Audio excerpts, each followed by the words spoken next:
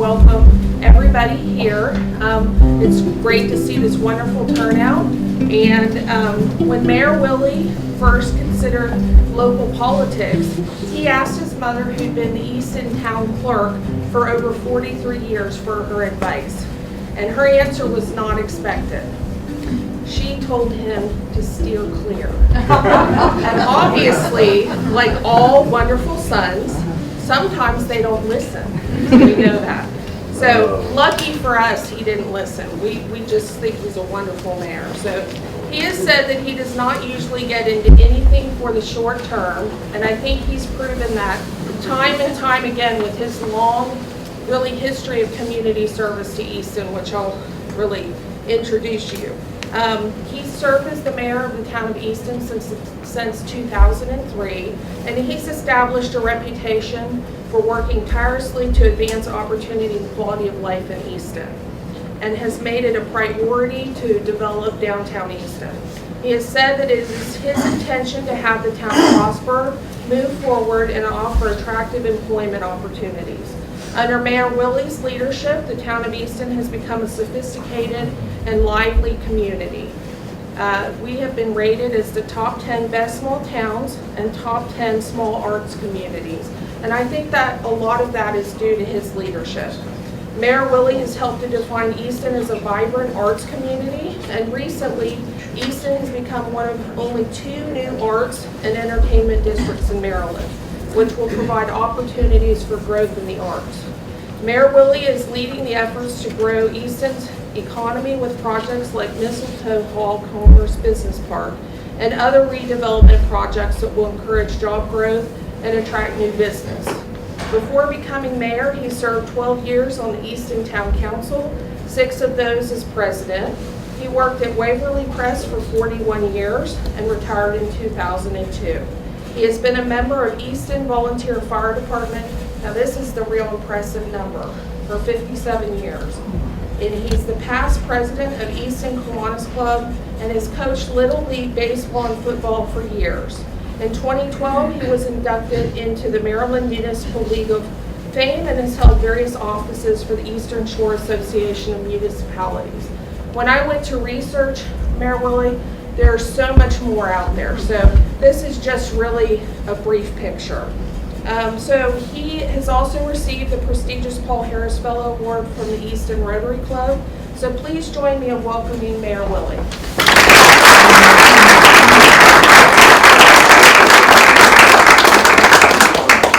Thank you, Dana. You're welcome. I could listen to the introduction again. But seriously, I do appreciate the opportunity to come up here tonight. Can you hear me? Yes. Yeah. Okay. And talk to you a little bit about what I think is going on in the town of Easton and where we may be headed. I picked 7 or 8 different topics to briefly talk to you about, and we've got a few photos and what have you to show you, but no desire to put any of them in any kind of order, but I'd just like to tell you about them, and then you can take it from there. And then maybe afterwards, if you want, we've got time for a question and answer period. But I would like to start off by saying that without ranking any of the topics I want to talk about tonight, they all kind of feed off one another. And the first thing I'd like to talk about tonight is the recent Moody's report that came out about the town's financial condition. They talked about the town of Easton having a strong, high-quality credit rating. And that makes me feel good, because it looks like we might have to borrow some money, and we might get a cheap interest rate, or we might sail through the bond market without any problems. Our credit rating was AA2, and that's in the very high end of the median for the United States for towns our size. We'd have a difficult time getting any higher than that, and we feel like that's a pretty good number to have achieved. With a solid tax base, and the median family income is 94.3% of the U.S. median. So those things all look good, and our pension plan is funded over 90%, so unless everybody retires tomorrow, we're in pretty good shape with the pensions. We do have significant projects on the books, and I'm going to get some of my papers out of order here. But Rise Up Coffee, they've talked about putting up a new building on Dover Street. St. Peter and Paul was in the paper this morning. Their high school looks like it's going to take off. That's going to be a major project. We have Mistletoe Hall, which we'll talk about a little bit further down the line. And right now, I think contractors are hard to come by in the town of Easton because most of them have plenty of renovation work that they're doing now with some of the historical sites and some of the other items that need to be fixed. One of the things I'd like to talk about a little bit is the Hill project. The Hill is a neighborhood in, are you all from Easton?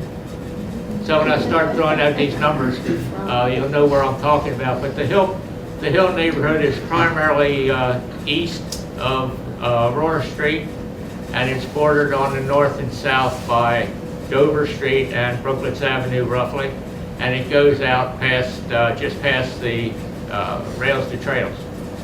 The Hill neighborhood has been verified, and it's a significant accomplishment really to get that number verified. It's the oldest free African American neighborhood in the country. It's even older than the New Orleans neighborhoods that originally thought they were the oldest, but we have verified that the Hill neighborhood is the oldest.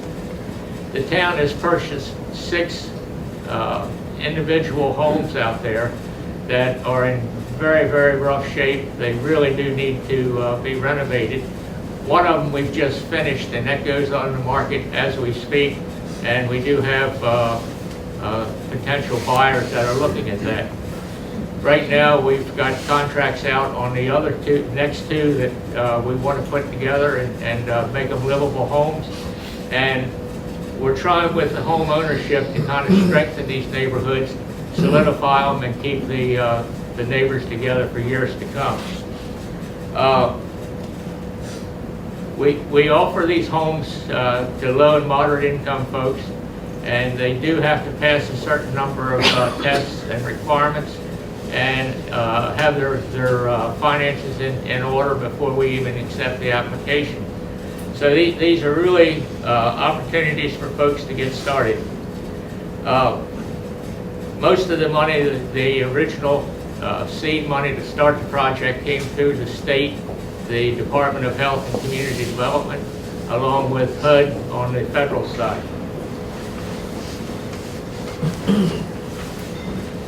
As an outgrowth of this, we've also found that there were already people that own their own homes in these neighborhoods, but for whatever series of reasons, they were not able to make necessary repairs.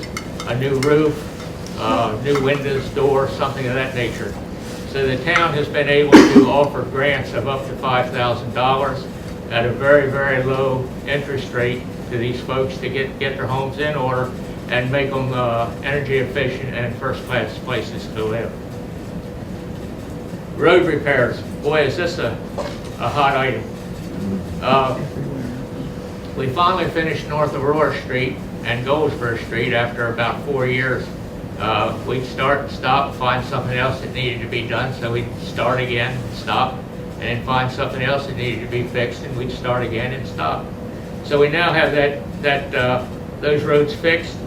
And the next major road bed rebuild we have is Harrison Street, that runs from Goldsboro down to Washington Street, right in front of the utilities building.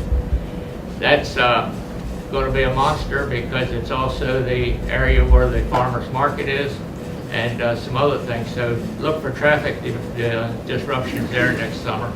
And please bear with us until we get it done, because once we start, we will try to finish it on time. We have also found that a lot of our utilities are over 100 years old, some of the storm sewers and some of the buried items. And we came very close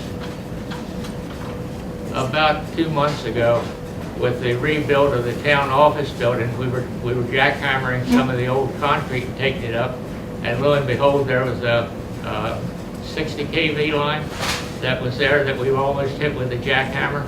That would have been tragic. I think that supplied electricity to most of the downtown area of Easton. Fortunately, nobody got hurt. We were able to resolve the issue. But what that brings up is the fact that even with some of the storm sewers that we've been working with and the work that we've been doing with them, we haven't been able to determine where they're going. We know it starts here, but where it goes is anybody's guess. And I have some pictures that I would like to leave over here, and you can take a look at them when you get a chance. But one of the storm sewers, that's kind of what they look like. The older ones are brick lined, and the bricks are moving, and the storm sewer itself is collapsing in some areas. This particular one kind of looks like a grave, but it really isn't. It's the storm sewer right behind the New Covenant parsonage on the corner of Goldsboro and North Aurora Street.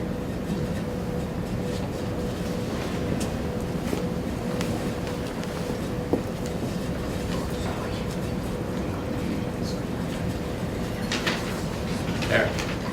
And what we found was it was easier to get a preformed concrete box to put over that break as opposed to trying to dig it up and redo the brickwork or anything like that, or put a new piece of piping in. So we've got that done. And I'd like to leave these over here for you to take a look at so you can see some of the problems that we encounter with a perfectly fine 300-year-old town that some of the storm sewers look like they've been there for 300 years. But we'll get that taken care of. As we speak, you may remember there was a major break on Dover Street last year. There was also one on Creamery Lane, and we've now got another one on Creamery Lane that's looming out there, and the first estimates are $166,000 to repair that break. This is money that's not budgeted ahead of time, so we've either got to determine where the money's going to come from, stop some other project, or borrow some money to get these things taken care of. If you happen to see around town trucks that look like they're TV trucks, that's what they're doing, is they're videotaping all the utility lines underground so that at least we know where they are and what we can expect from them.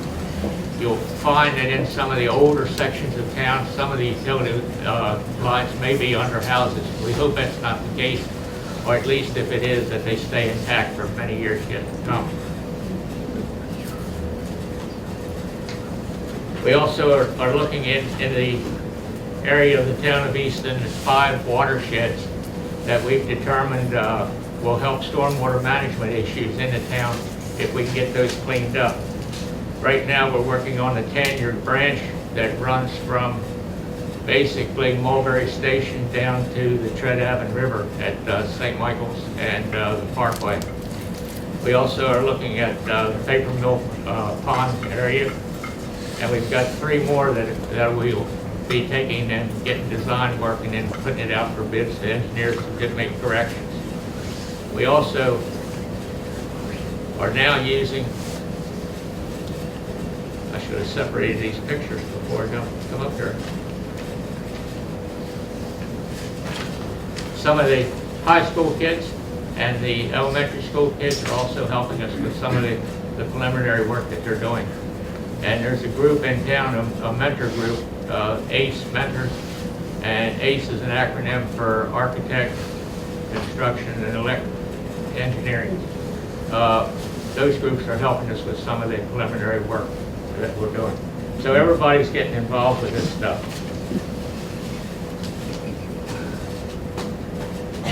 Which brings up Easton Point, which is the most expensive and extensive project the town of Easton has ever undertaken. A few years ago, we thought the wastewater plant, and it was at 35 million? 39. 39 million. That was the most expensive thing we'd ever tried to do and pay for. But this is going to far surpass that by the time it's done. Just to give you some idea of where this is, you've got Port Street, you've got 322 or the Parkway, and you have Glenwood Avenue. Right here in this place, that's where that new elementary school is being built, right on the corner. The brown happens to indicate The rails to trails that's being put in, part of it's in place, part of it's still got to be done. A bridge across the Tread Avenue, some of you may have already been down there and walked across that and seen it. It's kind of neat. Today I got a phone call if it was okay to fish from that bridge. And I don't know what kind of fish you would catch up that far up the Tread Avenue, but if you got a license, certainly go ahead and have a good time. We are out over in this area now. This goes up, and it's the red light on St. Michael's Road that goes into Talbot Village, or Easton Village. The Town of Easton's Public Works Group is working now to extend the rails to trails up there and pave it so that it's going to be usable. They ran into a few problems with critical areas that have since been resolved, so we're back in business about finishing this area. You've got the bridge, and it's going to come on over down Glenwood Avenue to the intersection of 322 and the Parkway. That's we're working now on the easements with the Delmarva Power and Light alongside the substation that's there to be able to put this in place. And we'll also be working with State Highway. They're reluctant to put a traffic signal there, but we don't see how you can not have the school going there and the bus traffic and all the pedestrians and so forth. And we've also had some of the school kids already cross the parkway and come down towards the bridge for field trips. So that's all got to be done. This will be the southern entrance into our park. We have a grant in hand now that is allowing us to take up some of the old asphalt and blacktop that's there, so that's underway. They're also looking at improving the shoreline, and we might even at some point have kayaks and paddle boards and so forth in there. But the point I'm trying to make is if you go down to the bridge and look, that's a beautiful piece of waterfront down there. And it's just ideal for the passive water sports that we might be able to put in place. We also, where am I? I've lost my point already. Anyway, part of this, we're talking with Southern States now about relocating their facility on Easton Point. And when that happens, it opens up the possibility of relocating the boat ramp here from down in here. And this gets to be very valuable property as far as a possible restaurant, marina, and some of the other construction that can go on in that area. So all of this is underway. We hope to be at least into this portion by the end of next year. I think that's doable. And then we've got the Norris Taylor estate to work with. We've got Vulcan, the guy that has all the slag and aggregate that's stored down there. And we also have a few other individual property owners to work with. This is a straight shot on the rails to trails that goes back up the Murphy Pool as a reference. And then it goes off over by Douglas Landing. Yeah, I get my neighborhoods mixed up every once in a while. But this eventually winds up over on Aurora Street by Menser Oil. That's where it originates from. And it kind of winds its way through. A lot of this is already in place, and then others have still got to be worked on. This is part of a state highway grant that was almost $1 million that we're working on with this project. So that's kind of Easton Point at the start here is the boat landing. We'll be able to move the boat landing hopefully back up into this area, and this becomes prime real estate as far as possibly a restaurant or a visitor center, some kind of information center, what have you.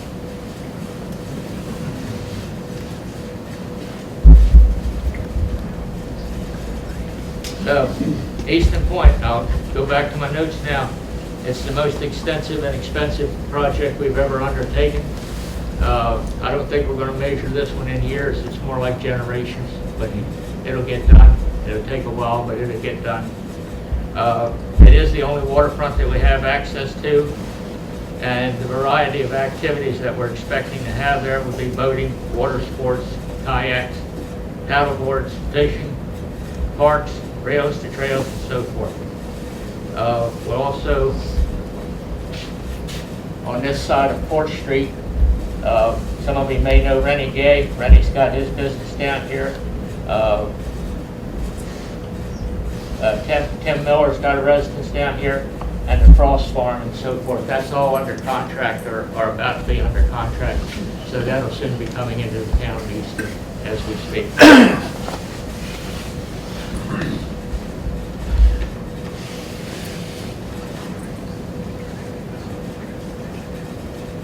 The good thing about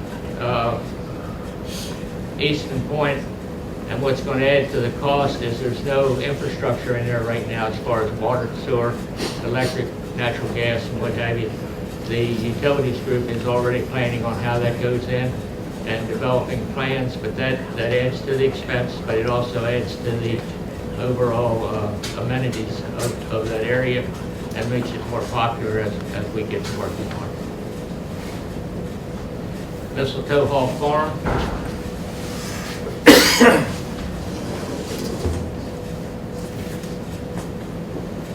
Give you some idea of where this is. That's the airport runway, Black & Decker's building. Out at the end of the road here, you might remember where Aqua Pole is off of Glebe Road, and that's how you get into this area. This is Goldsboro Neck Road, and if you've been down there in the last several weeks, you know that they're working there to widen that road and put a new road bed in.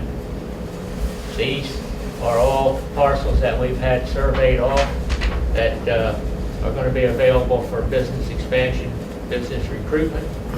We also expect to have a training ground there for the fire department, and a second road will come into Bryan Drive by the Easton Public Works area, and you'll have the other access here.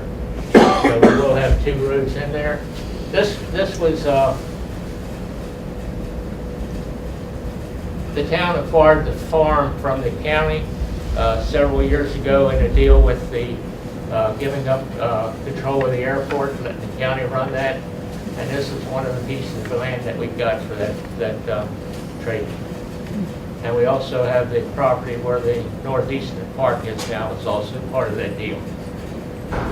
So that's the design work on that is already underway. It's supposed to be finished in February of next year. And shortly thereafter, we're going to have to start digging. That's a federal grant of $2.2 million that was given to us to do the work. And a very strict time frame, a lot of requirements. But if we don't start digging soon, we're going to fall behind. And we really need to get working on that.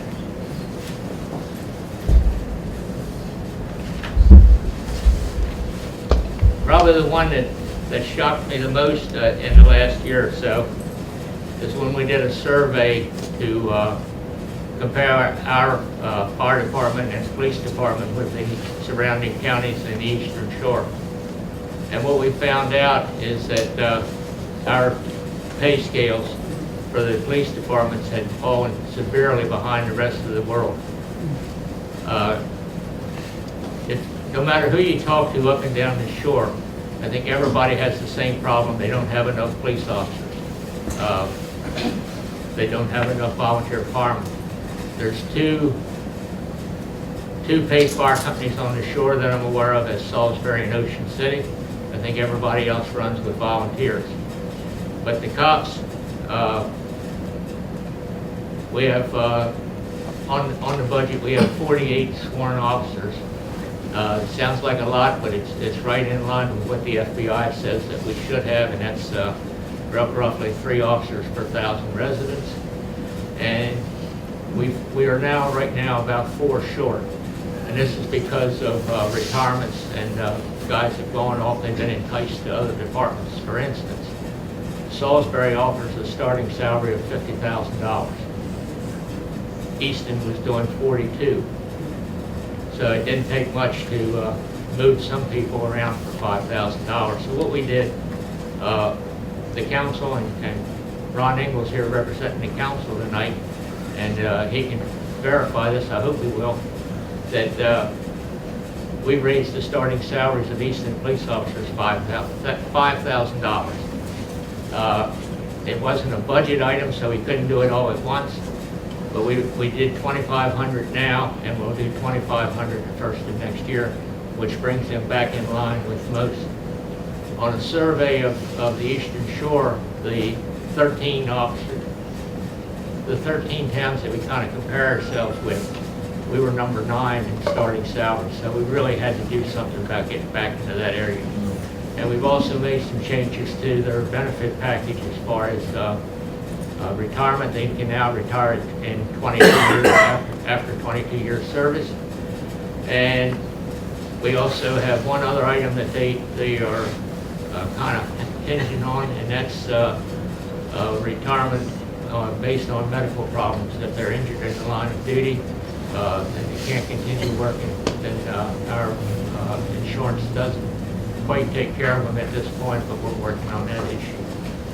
As far as volunteer firemen, we're right now around 130. It seems like a lot, but half of them are like me, 57 years of service, and would probably fall off the truck if I tried to get on it and drove anywhere now. But we do have a large contingent of young kids that are very active with the fire department, and they've got to the point now where we have enough new recruits that we can have the training classes in Easton that are sponsored by the University of Maryland, and the kids don't have to ride to Centerville or Chestertown or somewhere else to take the classes, so they can do that here. And we're also working with them on other training activities that are going to be necessary. So, Parks and Recreation is probably almost next to the last of what I wanted to talk about. We have, if you ever ride around Easton on Saturday morning and see the soccer games at the Elks Club, the soccer games at the YMCA, and if you go out to Northeastern Park and possibly where the community center is up on 50, there's got to be 10,000 kids. I've never seen so many kids, and some of them aren't as big as a soccer ball, but yet they get out there and have a great time. We're out of space for these kids to play, so we're constantly looking for more resources for them to use. And a couple of items that might help. It'd be very expensive to buy more property, so we need to take better care of what we've got and get more use of that. So we're looking at lighting some of the fields, so instead of one game a day, you might get 3 or 4 on the same field. There has been some talk about artificial turf. Anywhere in town you can go and see the kids that are actually playing in the streets with basketball nets and so forth. We've just refinished 2 basketball courts that have gotten a lot of usage. So that's a big item, is the recreation and what we do and what we provide for the kids to be able to play.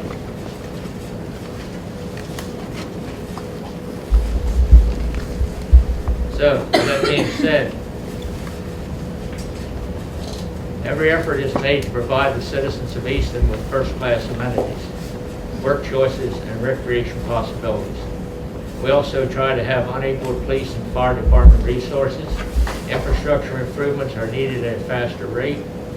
All of this requires constant attention and ever-increasing funding. A few of the upcoming projects we will be facing within a few years are actually right now. One of those is the census that comes next April. A lot of effort being put forth now to make sure we get as accurate a count as we can, and that has a lot to do with federal monies being directed in our direction, and also our representation in Congress. We've talked about the infrastructure start on Mistletoe Hall. We already have businesses lined up with interest to go in there, so chances are it's going to be filled before we get going too far.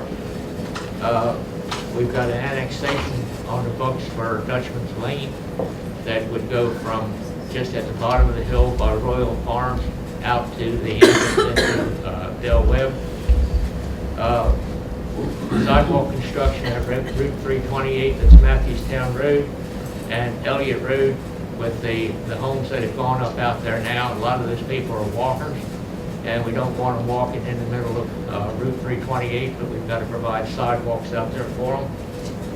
The hospital project, if that gets started, then we relook at everything we're doing, because that's going to be massive.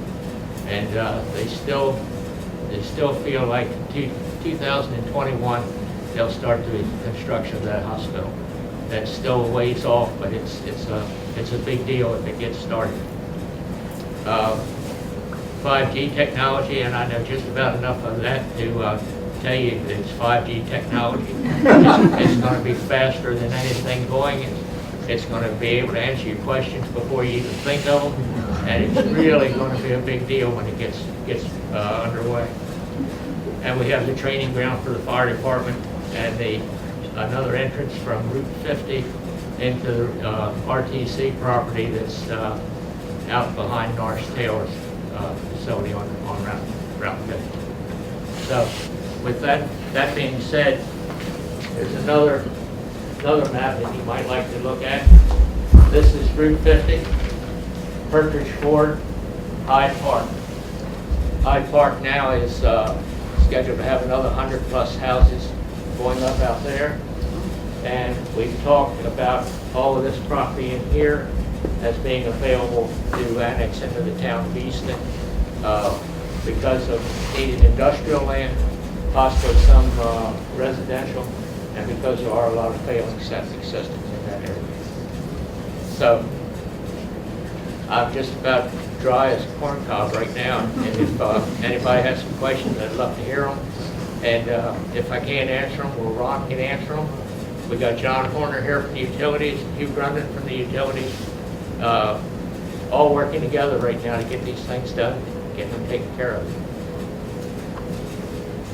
Yes, Gary? You keep talking about the Norris property. Are there any plans for that? Or the Norris property on 50? This property? Yeah, the property south of the dog dealership. Oh, no, that's, we had a meeting with them Tuesday. Incidentally, we do work on holidays too. They were in with their lawyers, and we've talked to them about the possibility of an entrance off of Route 50 into our property that's kind of landlocked at this point. There is a possibility that we'll get that taken care of. There's also a couple of offers for that property that are on the table. They'll probably offer more than we're willing to pay, but we'll see what happens. When will we have FiOS? Do people here have it and we just don't? I'm going to relay that to my friends at Easton Utilities, because I think Easton Utilities right now is better than FiOS. Oh, absolutely. There you go. Not to speak for Verizon, they are the providers of the FiOS service, and their business model was to serve the urban areas like Baltimore, Washington, Philadelphia, and not come into the rural areas. I've not heard that business model change. That said, Easton Velocity is a service of Easton Utilities, and we are currently rebuilding the system that's in town and some of the areas surrounding town, that we'll be able to offer gigabit internet speeds when we get that job done. And then we also offer a product that's a voice over IP telephone service.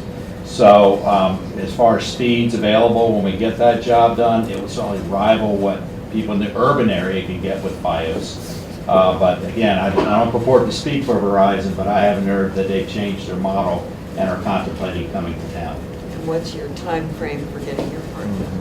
We should be done probably next in August of 2020. We're about halfway done now.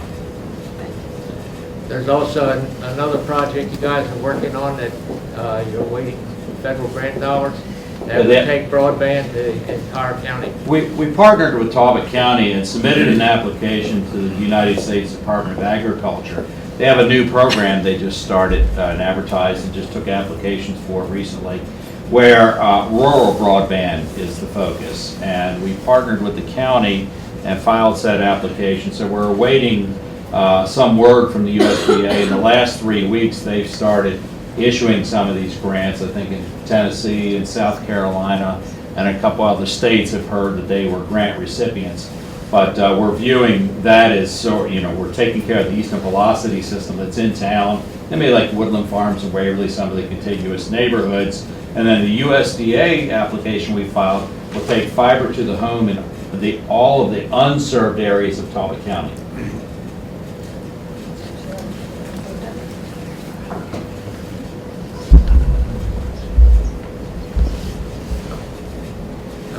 Mayor, you mentioned something about the 5 watersheds that are in the town of Easton, and that you're going to be doing some work on those.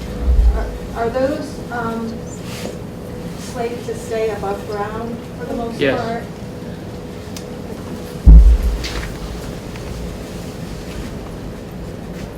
Thousands of dollars worth of photos here. You may have seen this sign on Bay Street as you're coming in from St. Michael's Road that tells you that stream restoration is underway.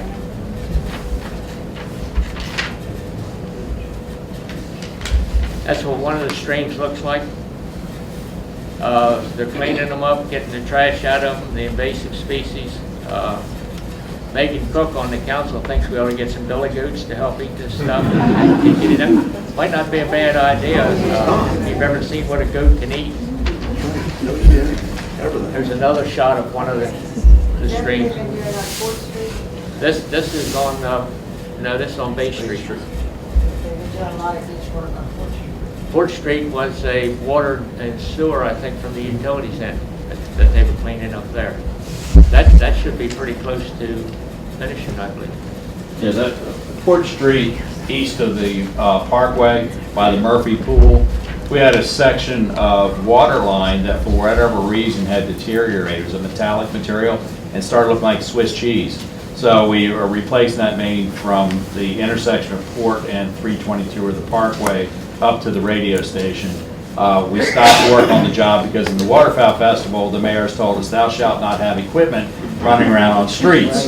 So we heard that, and we'll be back on that job and get that finished up and cleaned up. What about that part of the road on 4th Street, right where you're working with those pipes? It's been torn up, patched up, and it's very bumpy. Well, that's all temporary patch. We'll get that out and get it fixed right hopefully for the freezing weather sets in. The asphalt plants typically close about the 3rd week in December, so you race to get all your work done while you can still get the asphalt. Good. Thank you. Pardon our inconvenience. This is another picture of some of the standing water we have. Probably stormwater runoff in the town of Easton is one of the more serious problems. So we deal with this, and hopefully it'll begin to look like that. The street dries up and gets squared away. These things that look like they buried a refrigerator underground, they're actually precast concrete boxes instead of trying to repair some of the piping. Take it out and put this in place.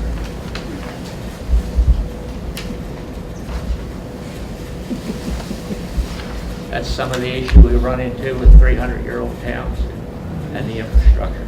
This stuff doesn't always hold up for a lifetime. So, be around for a while if anybody has any other questions. Yes? One question. I'm not familiar with how job growth happens. And you have some projects that are already underway and will be going on for the next year or 2 years. What's your anticipation of job growth of these things? And what types of new jobs may be made available due to this growth?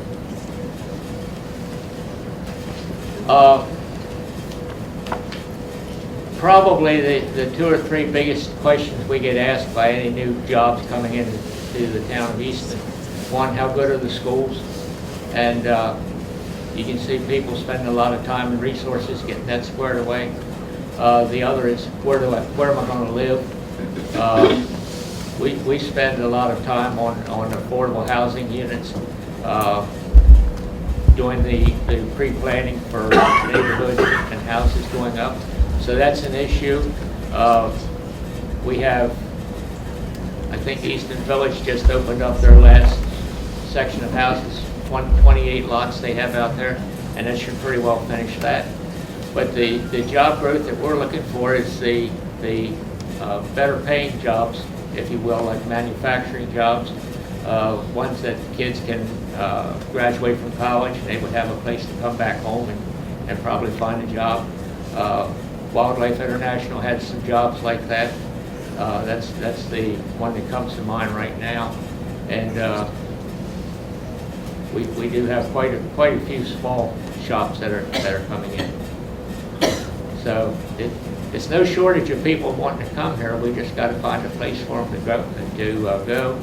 And one of the things now with the federal government and Trump's opportunity zones that he's started, that we're trying to look at rehabbing some of the empty storefronts and so forth to make them usable. Yeah, Barry.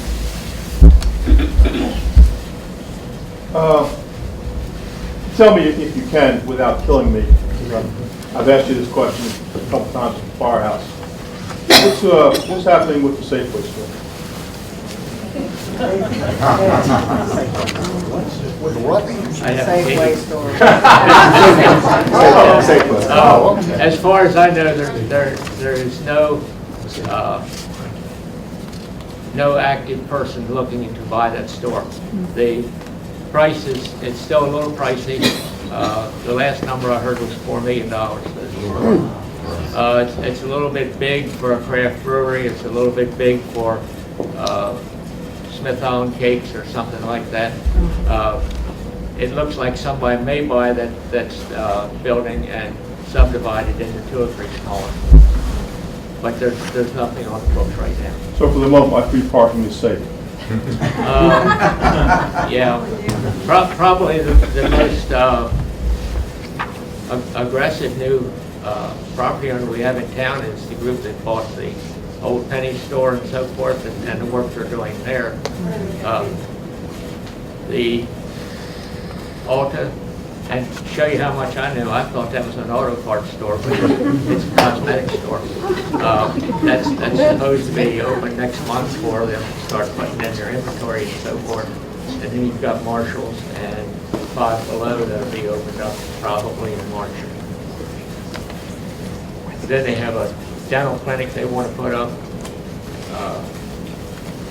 We're still waiting for Texas Roadhouse, Buffalo Wild Wings, and all the other places. Yes? What about the news center? You know, I don't think there's any activity, you know, related to that particular building. That was my first job in high school, was there. It used to be the old food fair store.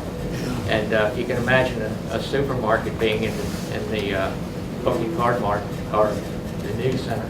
That's been there for a while. It needs some help.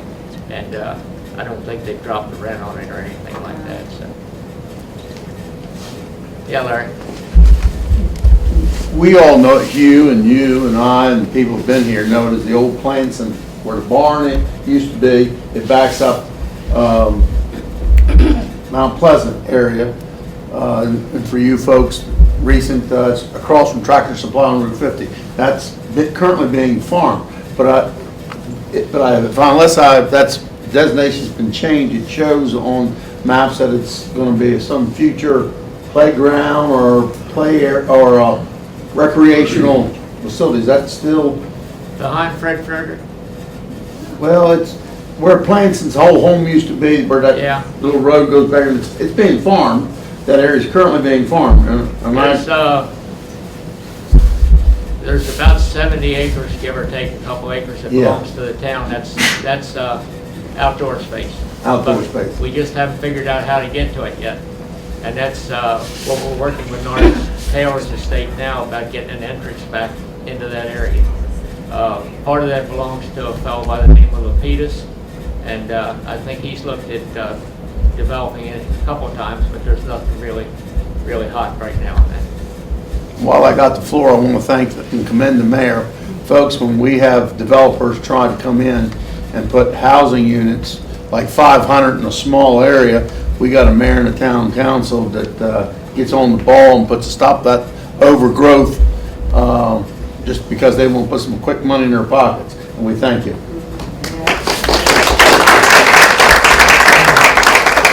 I'd like to say, you're welcome, go ahead. Mr. Mayor, I think the Easton Point development is intriguing, and I know it's going to take a while, but is there, I've always found that the port is so far away from town, so to speak, the downtown area. Is there going to be public transportation that would take people from in town down there? Because I don't know if there's parking sufficient to, will be parking sufficient to serve that area, or people that are downtown, you know, to try to get them to know where that is, or to move them down in that area. It just seems a long way away from where people would be wanting to be downtown area. We've talked about public transportation going to be a necessity before much longer time goes by. And one of the reasons that it's a necessity is that we don't want the downtown area itself to die because everybody's out to the outskirts and the shopping centers and what have you. So we've got to have something that's a more regular method of transportation around town than what's offered now. And the guys have talked about the small minibuses, bikes, scooters, those kind of things. There's been a lot of stuff on the table, but it's not a dead issue. It's got to happen. And I think at some point you're going to see possibly the shopping centers are going to have to offer that service to make it a more reliable way of getting around town. I see people now out my way, out by Parkview and what have you, that have got to go to the doctor's office, but because of the way the transportation is set up, they're about an hour wait when they get to the doctor's office, and that's not good for anybody. So we've got to get something more reliable. Yes? Thoughts of synchronizing the lights between Dover Street and Matthewstown, so we don't get stopped at both? Yeah, and that works well, and this came up at one of the meetings with State Highway, that they synchronize the lights, but then the fire company comes along and they have the opticom on the fire trucks that automatically turn everything red. And when they do it, they go through one intersection, it gets the other one out of whack. So I don't know how that's going to happen. There's probably some smart people working on that, but that's an issue. Mayor, you might want to mention the grants you're going to have on Route 50 in that area to redo the median strips and the roadways and stuff. That's a pretty big project that's coming up.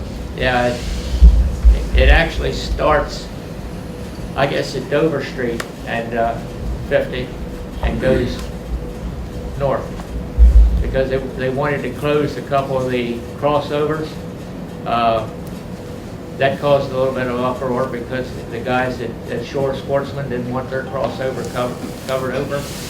Out at the McDonald's on the other side of 50, they wanted to close that one for a time being. I don't think that's holding true now. But there's another meeting coming up with State Highway within the next few months where they'll finalize what they're going to do with it, that section of Route 50. Alta, which has come on stronger than I think anybody ever thought. You constantly wait for them to make a left turn in there when the car's headed into Preston. You see coming out, people will make a left turn to go towards Preston. So nobody reads signs anymore, and there's only so many cops around, and it's always where's the cop when you need one. But the Route 50 changes will be, I've been going probably sometime late next year. But there's some crossovers that are going to be taken out. There's going to be some additional barriers there at Aldi's. I said Aldi's. Aldi's. The grocery store. Yeah. Anyway, where people will turn to go in there, and we're going to have to try to stop that. So I understand you said that the Gay Seafood and Millers are under contract? No, they're being looked at. There's no Ready? contracts. Not yet. But they are for sale. Yep. At least renting is. Yeah. So my name is Easton and this is my friend Anita. I just wanted to plug a outreach, community outreach effort that we started. We started a nonprofit organization called My Tech Clinic. So what we do is we offer free tech support to the community, and we actually had 2 events so far, and I'm seeing some familiar faces. People would bring like their laptops, iPads with their questions, or if you have like iTunes questions, anything related to computer technology, basically, we will try to help you. So it's completely free, so we met some interesting people because they want to solve their technology problems in order to like start a business or do something with the technology. So we are having our event this Saturday here, the next room from 9 to 1. So everyone, you're welcome to come to our event. This Saturday. This Saturday, yes. On the park.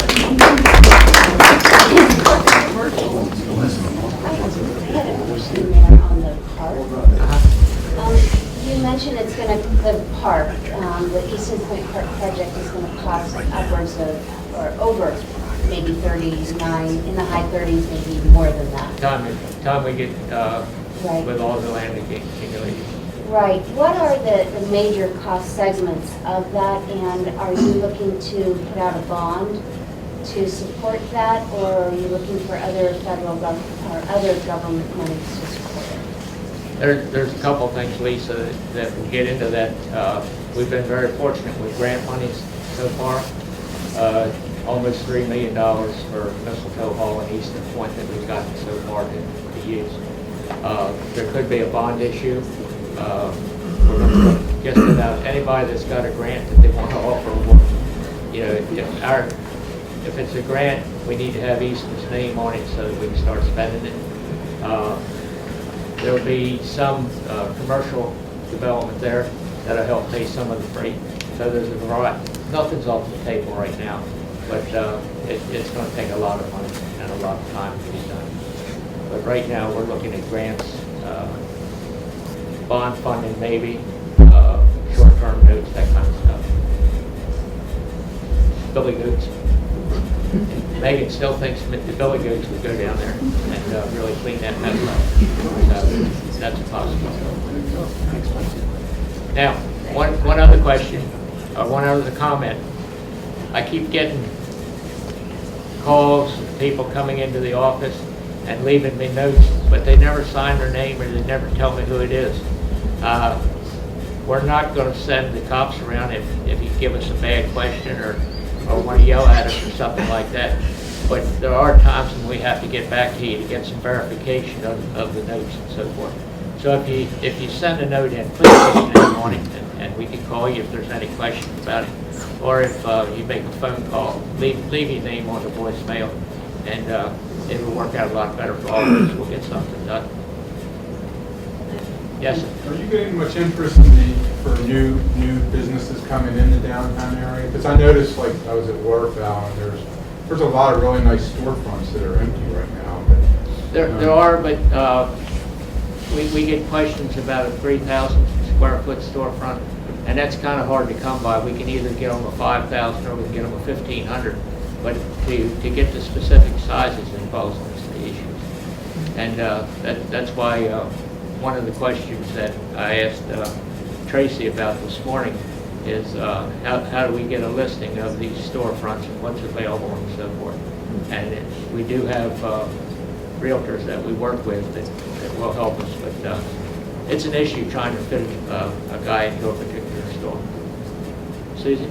I think that Talbot Economics was supposed to be publishing on their website kind of commercial listings in the county. So I would assume that they would include the town of Easton. But there are a couple businesses that we'd love to have in town because they would satisfy a need, but just haven't been able to to Matching Little location. Do they like reach out to you all, or do you have to like go out and market that, or how does that work? We actually do very little recruiting. It's usually people coming to us, and so far there's been ample business doing that. Yes. Is there anybody actively working on trying to get a grocery store back into downtown? Let me tell you what I know about groceries.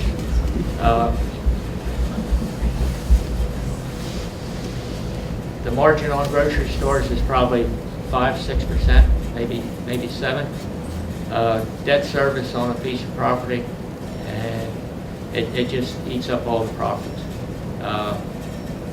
Unless you have a real good deal with a real estate person that's got a building that can work with you on that, then we've got grocery stores right now. There's one other one that we had that was in town a couple weeks ago talking, and they actually left and went somewhere else. I think they decided not to use Easton as a location.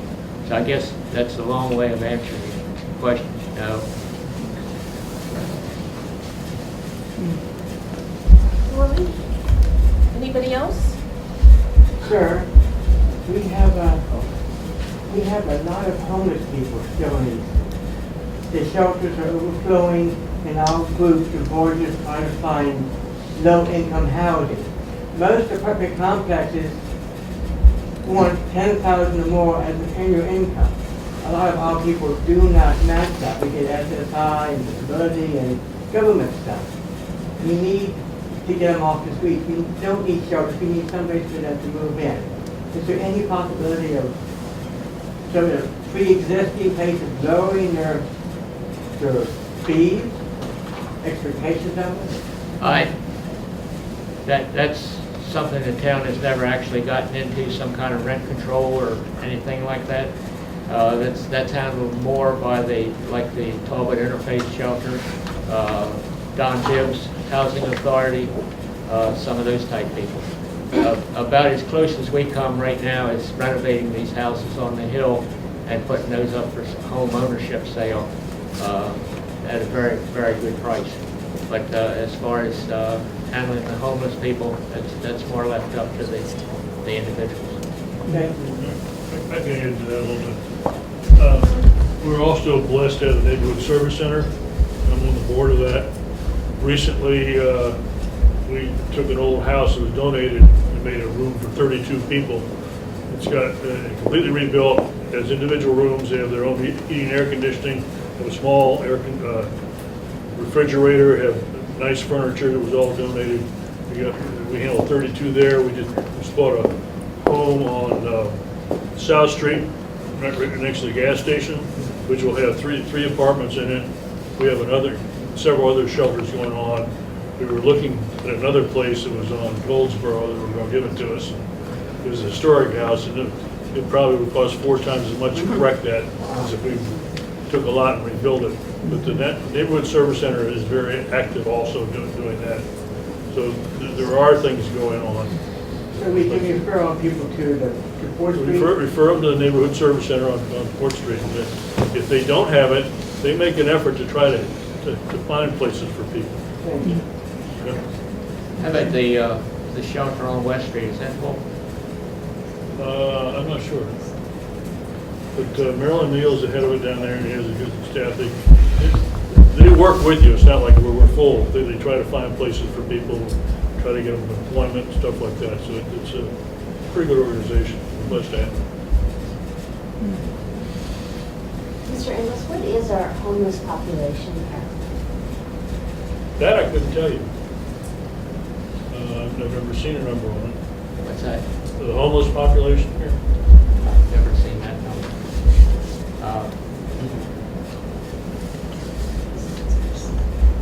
I would say it's probably higher than you think, but I don't know what the number would be. Public schools has for the county. Yeah, you can start with public schools and you'll find out how many homeless students there are.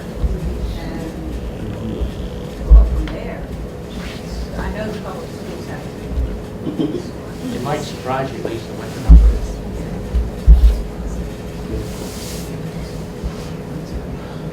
Yes. I have a concern concerning the property there at Easton Point that you discussed up there. Specifically there where the, I think the Vulcan Stone Products is, was formerly Arundel Corporation. Florida Rock. Yeah, at one time. They're kind of a business that, they bring in their very large amounts of stone and rock and stuff, by barge, which is a good thing because that keeps many big old trucks off of the road. And it's brought there and it's distributed around locally, but, by smaller dump trucks and such. So I think they ought to be able, you should be able to accommodate a place like them at East, rather than having everything green space or recreational or something. I mean, this county already has 600 and some miles of waterfront.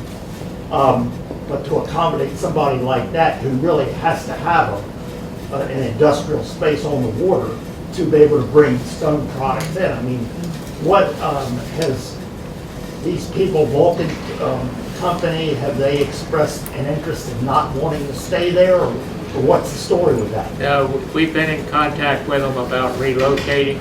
Yeah. And the big requirement is they have to be on deep water. That's right. And you just don't get a place like that on deep water, any old place. And in Talbot County, you're going to have a hard time finding a spot like that on deep water. That Exactly what I mean. So I think it's kind of foolish to try to chase somebody like them out of there. I don't think there's really much of anybody else down there now. There's no more oil or gasoline barges coming in there anymore. Nobody else uses barges right now. And maybe Gaze Seafood might have some boats coming and going, but other than that, I don't think anybody else is really hauling, commercial products in and out of there, other than the stuff, the Vulcan products. There's a prospect right now that's where they might be able to relocate, but it's going to involve somebody like the state jumping in and helping with the development of docking and an unloading. Well, where might that be? Well, Dover Neck, down by the wastewater plant. Okay, so they would come up the Chop Tank River. Yeah, which would be easier than coming up to Tread Avenue. Yeah. It gets pretty snug up there with that 200-foot Well, I've barge. seen those barges come in there, I mean, drawing 9-10 feet of water, the numbers on the side of the barge. I mean, they keep a lot of big, long-distance trucks off the road, by bringing that stone and material in locally like they do. And I think it's totally idiotic to not be able to accommodate a place like them down there. Well, the problem is relocating them, and like I said, we have been talked on. Yeah. And nobody's going to want to pay a couple $100,000 for a townhouse to sit alongside somebody with a front end loader. Well, you got to look at it too. All those places have been there long before anybody had any ideas about townhouses and overpriced restaurants and places such as that. Yeah, but it's not unheard of, but it's far from being settled. Yeah. Well, we want to thank the mayor for coming and doing a wonderful job giving us a great update on the town project.